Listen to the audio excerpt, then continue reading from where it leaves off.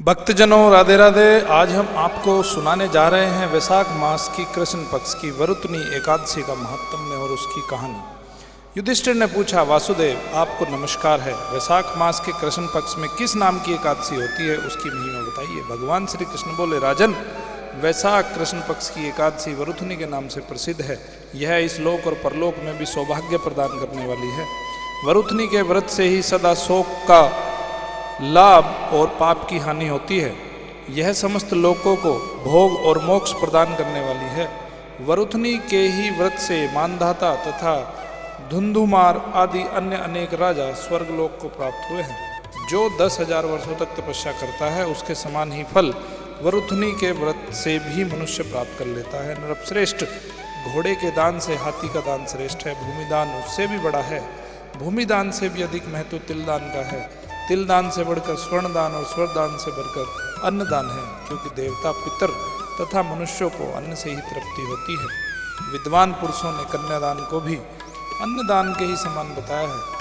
कन्यादान के तुल्य ही धेनु का दान है। यह साक्षात भगवान का कथन है।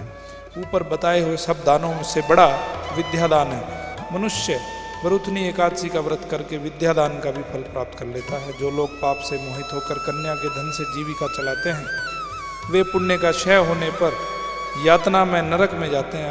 अतः सर्वथा प्रयत्न करके कन्या के धन से बचना चाहिए। उसे अपने काम में नहीं लाना चाहिए। जो अपनी शक्ति के अनुसार आभूषणों से विभूषित करके पवित्र भाव से कन्या का दान करता है, उसके पुण्य की संख्या बताने में चित्रगुप्त भी असमर्थ है। वरुथनी एकादशी करके भी मनुष्य उसी के समान फल प्राप्त करता है। व्रत करने वाला वैष्णव पुरुष दशमी तिथि को कांस, उड़द, मसूर, चना, कोदो, शाक, मधु, दूसरे का अन्न, 2 बार भोजन तथा मैथुन, इन 10 वस्तुओं का परित्याग कर दे। एकादशी को जुआ खेलना, नींद लेना, पान खाना, दातून करना, दूसरे की निंदा करना, चुगली खाना, चोरी, हिंसा, मैथुन, क्रोध तथा असत्य भाषण, इन 11 बातों को त्याग दे।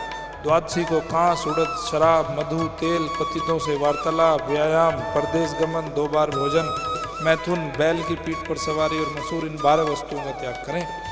राजन, इस विधि से वरुथनी एकादशी की जाती है।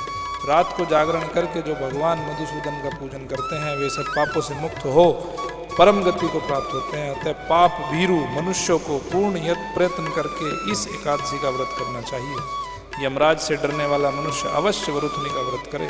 राजन, इसके पढ़ने और सुनने से सहस्त्र गोदान का फल मिलता है और मनुष्य सब पापों से मुक्त होकर विष्णु लोक में प्रतिष्ठित होता है। भक्तगणों राधे राधे। मिलते हैं आपसे अगली कहानी।